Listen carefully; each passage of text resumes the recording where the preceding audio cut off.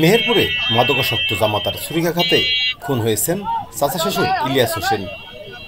আজ বৃহস্পতিবার ভোরে ইলিয়াস হোসেনের নিজ বাড়িতে এই ঘটনা ঘটে। এই ঘটনায় আহত হয়েছেন নিহতের ভাইয়ের ছেলে আব্দুল্লাহ। সে মেহেরপুর জেনারেল হাসপাতালে চিকিৎসাধীন রয়েছে। নিহত ইলিয়াস হোসেন গাড়াবাড়িয়া স্কুল পাড়ার মৃত নেক্সার মণ্ডলের ছেলে। নিজে দেখুন, অন্যকে দেখাতে ভিডিওটি শেয়ার করে আমাদের সাথেই থাকুন। পুলিশ ও স্থানীয় সূত্রে জানা গেছে, আজ বৃহস্পতিবার ভোরে গাংনী উপজেলার গাড়াবাড়িয়া গ্রামে 16 টাকা গ্রামের ময়নাল হকের ছেলে সবুজ আহমেদ তার শ্বশুর বাড়িতে আসে। ঘরের দরজা খুলতে দেরি হওয়ায় স্ত্রী সালমা খাতুনের সাথে বাকবিতণ্ডা শুরু করে। পরে তার কাছে থাকা ছুরি দিয়ে আঘাত করতে গেলে স্ত্রী সালমা খাতুন চিৎকার দিলে পাশের কক্ষে থাকা চাচা ইলিয়াস হোসেন ও ভাই আব্দুল্লাহ বের হয়ে আসে। এ সময় ক্ষুব্ধ জামাতা চাচা শ্বশুর ইলিয়াস হোসেনকে উপর্যুপরি ছুরিকাঘাত করে। তাকে ঠেকাতে গেলে ছুরিকাঘাতে আহত হয় আব্দুল্লাহ।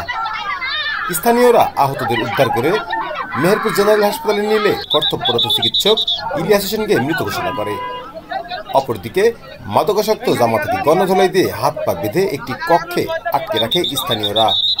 খবর পেয়ে পুলিশ ঘটনাস্থল থেকে আটক জামাতাকে উদ্ধার করে গাংনী উপজেলা স্বাস্থ্য কমপ্লেক্সে চিকিৎসার জন্য প্রেরণ করেছে।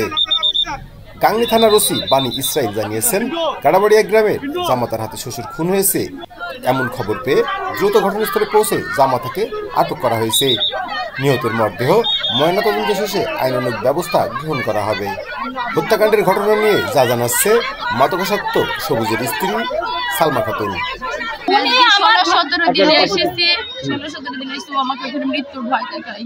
ও নেশা করে, ওর বাপ মা ওকে তো করবে না, পুরা বিগড়ে যাবে, তখন বাঁধতে যাবে।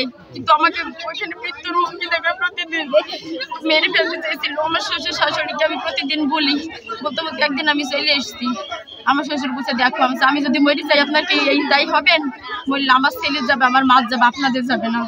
তখন ওদেরকে বলি আমি চলে এসেছি। 16-17 দিন হয়েছে আমার আসা। কিন্তু আমার শ্বশুর শাশুড়ির সাথে আমি এই যোগাযোগ রাখি বলতে ছেলেটুকু আছে হয়তো কিছু দেবে, কিন্তু তারা তার বিনিময়ে কিছুই দেয় না আমার ছেলেটিকে।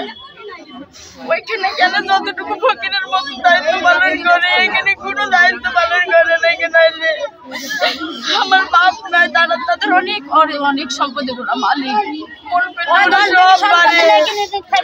মন করলে ওরা সব পারে না। আজান দিয়েছে চারিদিকে, তার একটু আগে হয়েছে, আজানের কিছুক্ষণ আগে হ্যাঁ ওই পিছন থেকে ডাকছি।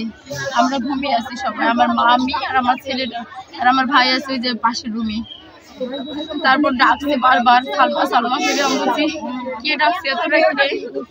আমি বলছি আমার কোনো চাষা হয়তো তামাক টামাকের কোনো সমস্যা হয়েছে, মানে লাইট মাইট দিতে বলছে মনে হয়। আচ্ছা কে? আমি ডাকি সবুজ, তুমি এত রাত্রে এখানে কি করতে এসছো? আমি আর কথা বলছি নি। বলছি, মা দরজা খুললেন না, এখন অন্যরকম হয়েছে। আমাকে আমার সাথে দুর্ঘটনা ঘটাতে এসছে, মেরে ফেলতে এসছে মনে হয়। আমার ভাই জানে না, আমার ভাইয়ের ওই পাশের রুমে দরজা আছে, বাদ দিয়ে ওই দরজা ধাক্কাছে। ও জানে না, ও ঘুমের ঘরে আতঙ্কে ফেলেছে। ও মনে করছে ওকে কেউ হয়তো ডাকছে। বললে এবার কি করছে, সরাসরি আমি যে রুমে থাকি সেই রুমে বলছে পানি দিই। আমি ওই চেহারা দেখে আমি ভয় হয়ে গেছি। আনছি মা, ও কোনো ইতে না, ও আমাকে ভালো জেনে এসছে। তারপর পানি আমি দিচ্ছি, আমি জানবো আমাকে মেরে ফেলবে। যাই, তুই যাবি না এখান থেকে। আচ্ছা আমি যাবো না কেন, এটা আমার বাপের বাড়ি, তোমার বাড়ি না যে তোমার অত্যাচার সহ্য করবো। এবার মা কি করছে, তাড়াতাড়ি করে গ্লাসে পানি এসে দিয়েছে, খাইলো। খেয়ে যাই, তুই বাইরে যাইছি নি। মা বলছে আমার মেয়ে ও বাইরে যাবে, বাইরে যাবে। বাইরে যেতে দেবো, পিছন থেকে ও ছুরি বের করি। আমার ছেলেটাকে আমি তখন ঘুমের ছেলে বলে নিয়ে ফেলি। তো ছেলে দেখি দরদ করে, ওকে করেছে আমাকে এরকম করে মাথা যাবুর বগলের তল আমি পালিয়ে এসছি। পালিয়ে এসে আমার ভাই এরকম করে হাতাহাতি করছে, ছুরিটাকে চেষ্টা করছে। আমার ভাইয়ের পাথর দিয়ে করেছে। আমি তখন বাইরে এসে চিৎকার করে যাতে সবাই যায়। আমার চাচা ঘুমের ঘরে যে এটাকে দেখেছে, আমার চাচাকে বাস্তবভাবে পেটে খুঁজছে, আমার নানি বের করছে, পা দিয়ে দলে কেউ ওকে পারে না। তখন আমার চাচা তো ভাই এসে লাঠি নিয়ে এসে 3-4 ডুকে মেরে তখন আঘাত করে ফেলে দেয়।